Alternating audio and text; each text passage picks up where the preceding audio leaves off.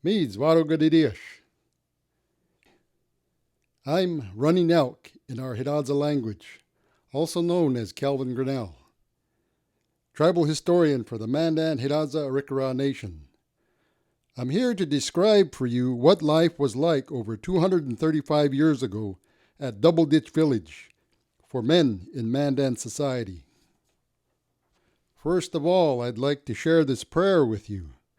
This is a prayer I learned from my late brother, Lyle Gwynn Sr., also known as Wildhead, Atu Warotash, in my native language, Hidatsa. He was a former Marine like me. He participated in Operation Desert Shield in Iraq in the early 90s.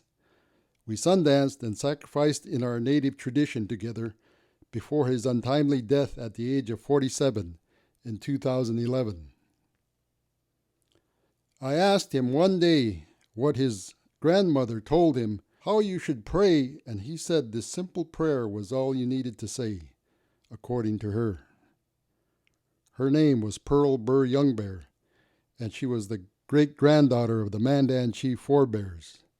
I don't know how many of you heard of him, but he is a renowned chief in our cultural history. This is our tribal logo, which is comprised of two Bodmer portraits you may recognize and a historic photo. On the left is the Mandan chief forebears.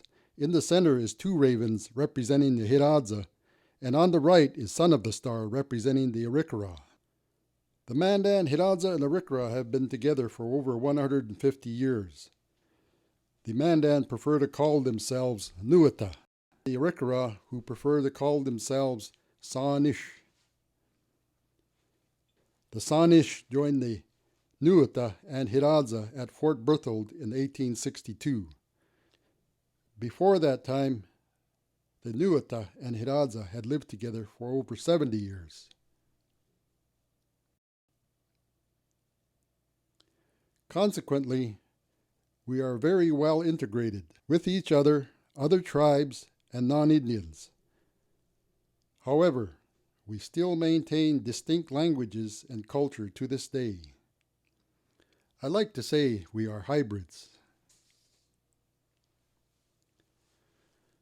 Mandan men were primarily protectors of the village, the warriors willing to give their lives for the good of the people. But they had other roles, such as conferring rights and responsibilities and teaching moral principles to their sons and nephews in a complex clanship system. They were keepers of our cultural history as well as hunters and traders. Hunting buffalo on foot and later on horseback was very dangerous, but necessary for their many gifts of meat, hides, and other uses in economic trade.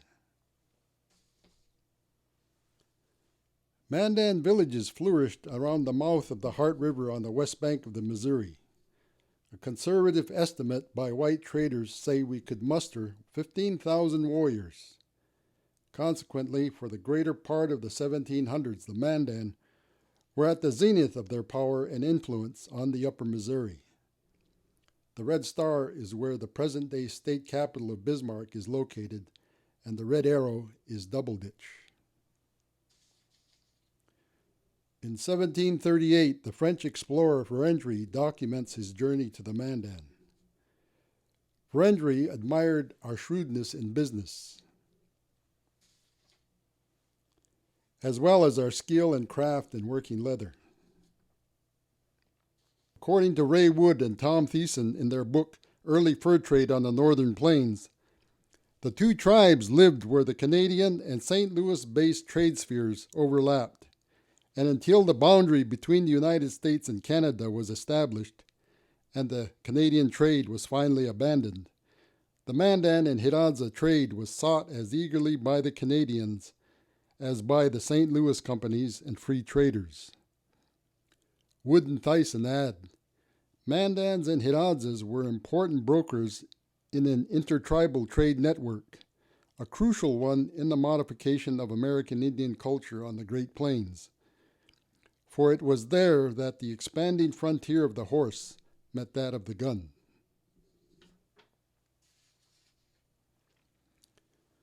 In the latter half of the 1700s, more white traders began to visit the villages in small parties. Eventually, they became even closer, paying rent to the headmen of an earth lodge for a year-round stay. Soon, they were married into the tribe and having children. What they wanted to trade for was puzzling to our Indian people. They wanted animal fur in exchange for strange and wonderful articles, metallic tools and utensils, cloth, and beads. Recognizing the value of a new technology, my people cultivated close relationships with the French and English traders from the north because it was good business. Acquiring these goods gave our people added advantage in their agricultural trade with other tribes. Mandan men were, in a sense, spiritual warriors, seeking help from the supernatural to aid them in their lives, especially military endeavors. Fasting without food or water for days was encouraged for boys at an early age. Mental concentration on prayer while suffering was believed to strengthen and build character. Complex religious practices and an age-grade clanship system developed leadership skills. Depicted in this Catlin painting is the first illustrated description of our Okipe. The most famous ceremony of the Mandan was the Okipe, a week-long ordeal in which young men were prepared for the life of a warrior. The primary reason for the Okipe was so that the Mandan would have enough to eat and continue to prosper. According to our cultural tradition, a young man's father never strongly urged him to fast on these occasions, but would often, in a roundabout way, hint that it was an honorable thing to do. Older brothers, on the other hand, were more direct. Distinguished clansmen were often quite severe in their sarcastic criticism of younger members who showed indifference to fasting, for it was both their right and duty to speak sharply to younger clansmen.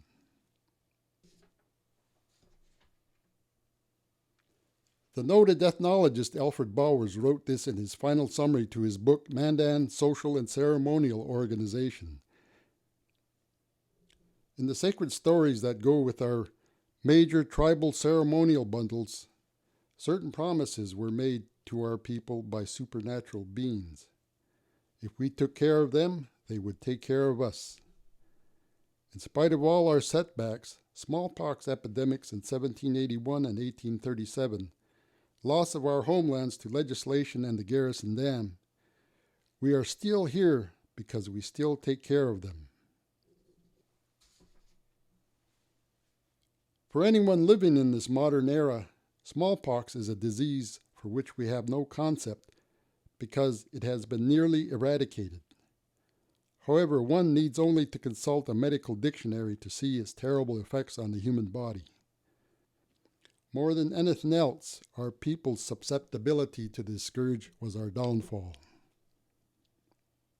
After the epidemics, the nomadic Sioux sought to wipe us from the face of the earth, according to one of our chiefs. The fact that we survived and prospered attests to the strength of our traditional religious practices and ceremonial life.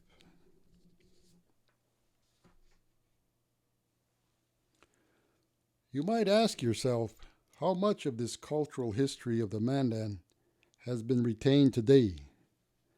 I'm here to tell you that it is being revitalized and nurtured to this day, and I have taken part.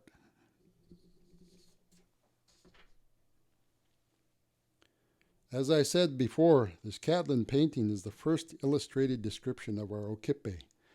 Mandan elder Carl Whitman Jr. used Catlin's account to revive the Okipe.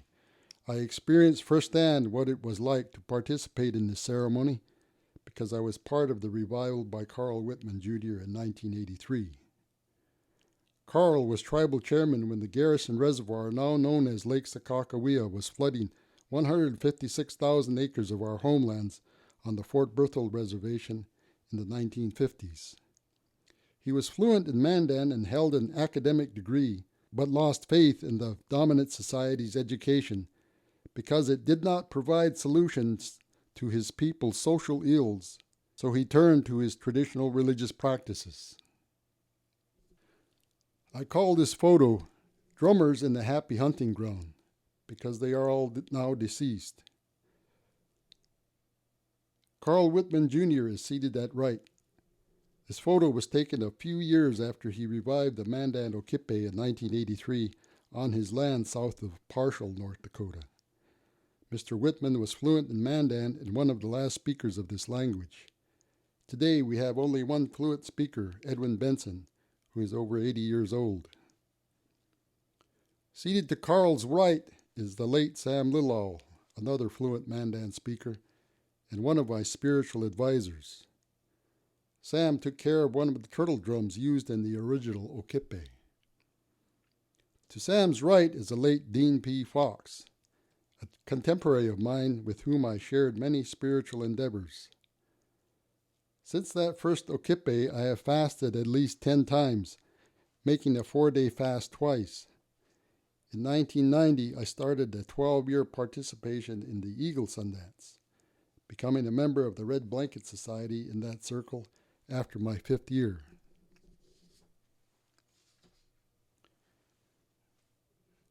Dean and I both danced in that first Okipe and were pierced deeply through the skin of our chests by Leonard Crow Dog, whom Carl had invited to the Okipe to pierce the participants.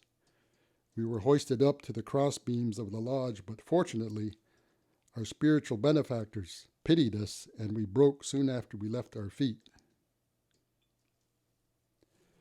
It has been said that the Mandan Okipe was the origin of the modern-day Sundance, held on the northern plains today.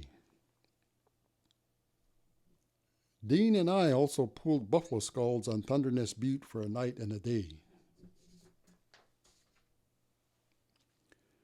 In 1998, I traveled to the Linden Museum in Stuttgart, Germany as a guest of the great-grandnephew of the Prince Maximilian, who is standing behind me on my left.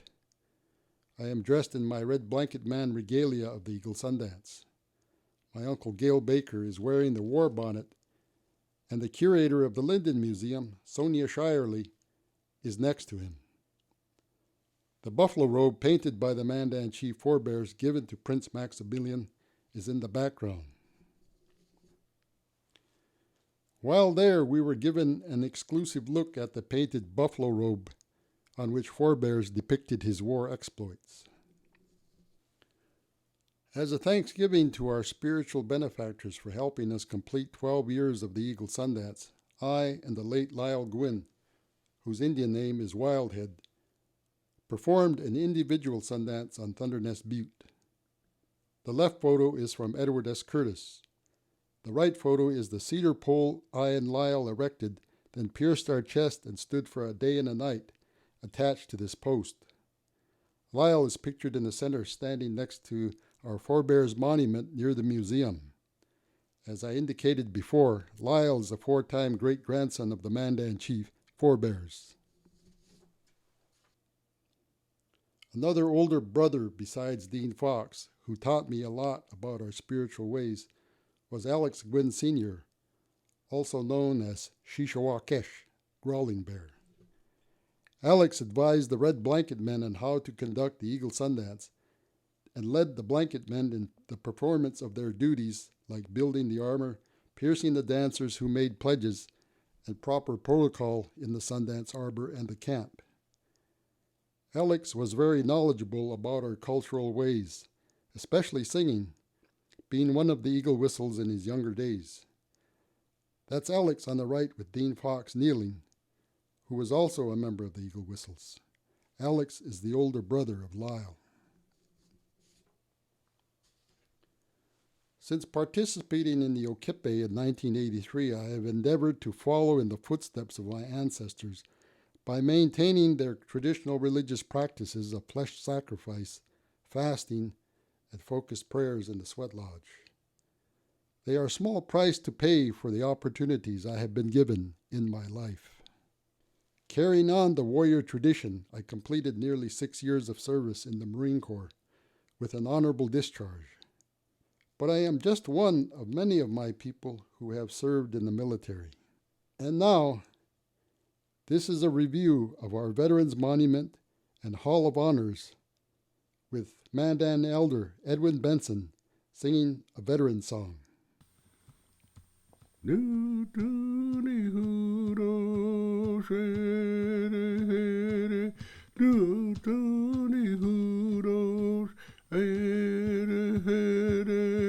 Menukonite isini horonista moke ihote homakose ho Nutuni huro shere Menukonite isini horonista moke ihote homakose